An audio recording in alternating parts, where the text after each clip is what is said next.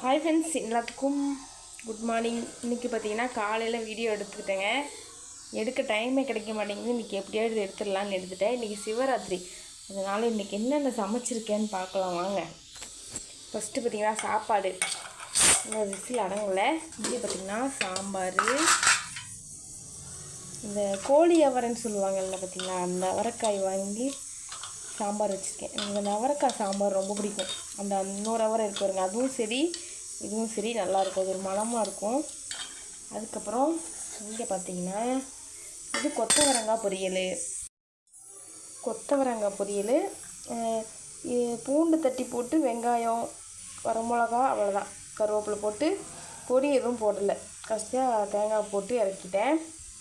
அதுக்கப்புறம் இங்கே பார்த்திங்கன்னா உருளைக்கிழங்கு பொரியல். இது வெங்காயம் இருக்காது, வெறும் கருவேப்பிலை, சோம்பு, கடுகு, கொஞ்சோண்டு கடுகு போடலை, இஞ்சி பூண்டு பேஸ்ட்டு, அவ்வளோதான். கறி மசாலா தூள் போட்டிருக்கேன். இதில் பொடி போடாதனால இது கொஞ்சம் காரமாக இருக்குன்னு வச்சுருக்கேன். அதுக்கப்புறம் இங்கே பார்த்திங்கன்னா பருப்பு ரசம். இன்னும் ஒன்று செய்ய வேண்டிய பாக்கி இருக்குது.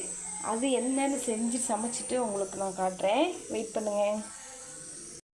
இப்போ டைம் பார்த்திங்கன்னா 7:30 ஆகுது கரெக்டாக. இதுக்குள்ளேயே இவ்வளோ செஞ்சுட்டேன். இன்னொன்று செய்யணும், ஒரு ஸ்வீட் செய்யலான் இருக்கேன். டெய்லியும் டைம் கிடைக்காது, ஒரு குழம்பு சாப்பாடு வைக்கவே டைம் ஆயிடும். ஆனால் இன்றைக்கி இவ்வளோ ஊற்றியும் 1 மணி நேரத்தில் செஞ்சுட்டேன் கடன்னு.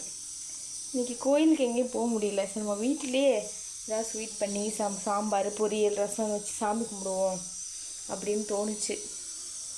அதுக்காக செஞ்சுட்டேன். அப்படின்னோடனே ஒரு சுறுசுறுப்பு வந்துருச்சு தானாகவே. எக்ஸ்ட்ரா சுறுசுறுப்பெல்லாம் வந்துருச்சு.